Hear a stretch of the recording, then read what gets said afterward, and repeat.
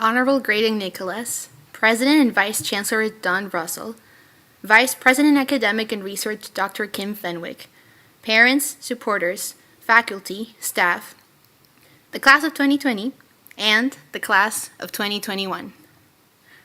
I want to begin with a memory that is sad, and a memory that I don't talk often about, but a memory that showed me early how special STU would become to me. It was September 25th, 2017, and I remember it like it was yesterday. The day was sunny, and there was not a cloud around. I had been in St. Thomas and in Canada for less than a month. I was going up the stairs leading to the MMH building when all of a sudden, my phone's notifications go off like crazy, when beep after beep after beep. I glanced at my phone, and I saw that I had missed calls from 5 different people and messages that said, "I'm sorry." I looked at my phone as I sat on the grass. In a matter of seconds, my world shattered. I found out that my best friend from high school, Camila, had suddenly died. I had last seen her 1 month ago when we hugged each other goodbye at the airport, and she gave me a painting that she did for me. I started hyperventilating and shaking. Luckily, I was with a friend at the time, and another friend that I made during Welcome Week stopped by when she saw I was crying.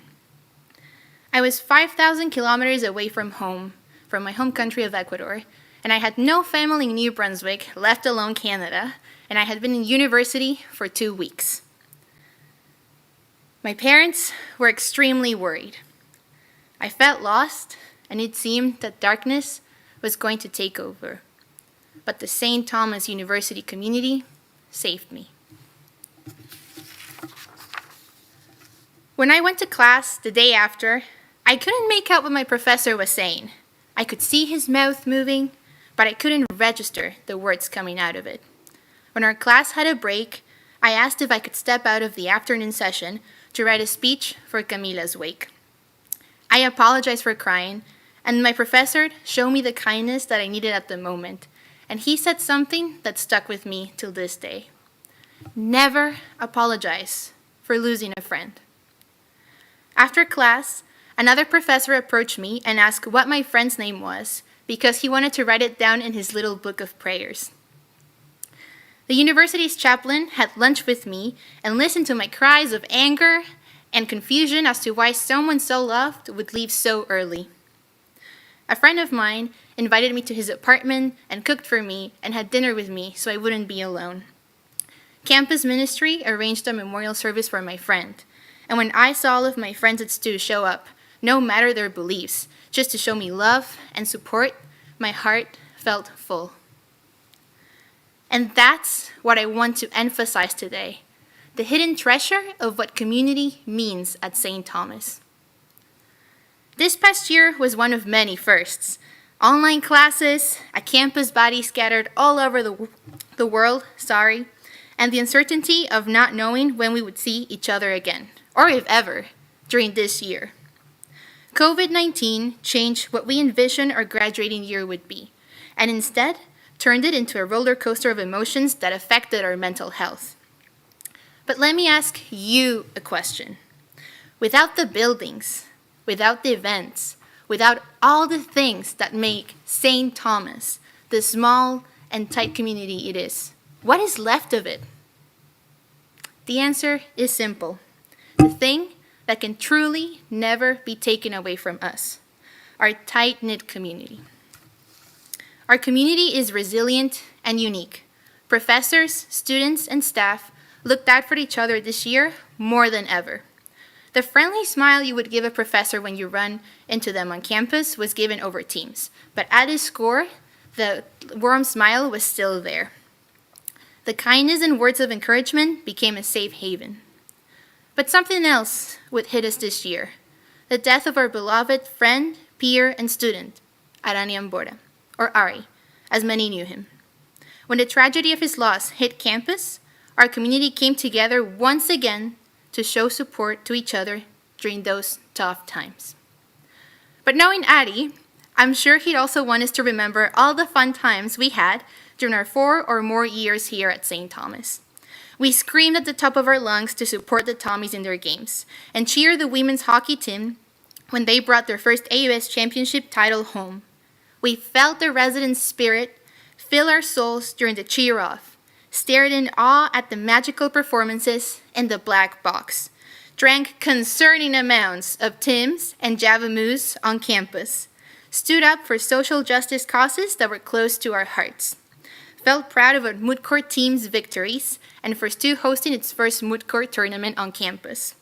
We ate delicious meals at the Wabanaki Center every Wednesday. We celebrated STU's Jazz 25th anniversary. We participated in fascinating discussions in class that challenged our thoughts and made us doubt everything that we thought we knew. We found a supportive environment at STU while navigating questions of identity and sexuality. We played intramurals at the J.B. O'Keefe gym. We took more photos of the GMH building for social media than we would ever admit we ever did. We went on a walk on the walking bridge and looked at the beautiful Fredericton sunset. And why not? We did an interview or two with the Aquanian. I want you to take a moment to congratulate yourself on this big milestone that is finishing university. It is a big deal, and it should be celebrated as such. Some of you watching me from across the screen have saved up money for years to come here. Some of you worked really hard in high school to be able to earn a scholarship because that was the only way you could afford an education. Some of you had to balance parenting and university. Some of you had moments where you thought you couldn't continue anymore, but yet you picked yourself up and you continued, and you're here. And some of you have sacrificed not seeing your families for long periods of time. And families are all over the world in order to stay here.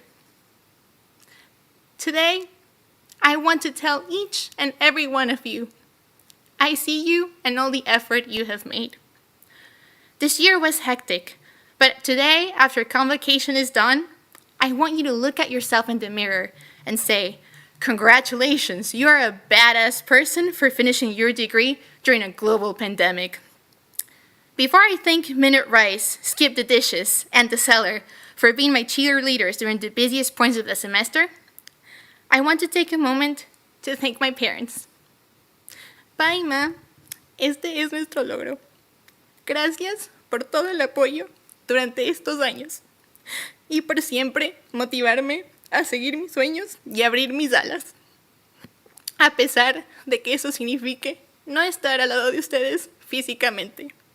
Los amo y no puedo esperar a verlos otra vez. To everyone who's watching me right now, remember to always make sure to stay close to your community.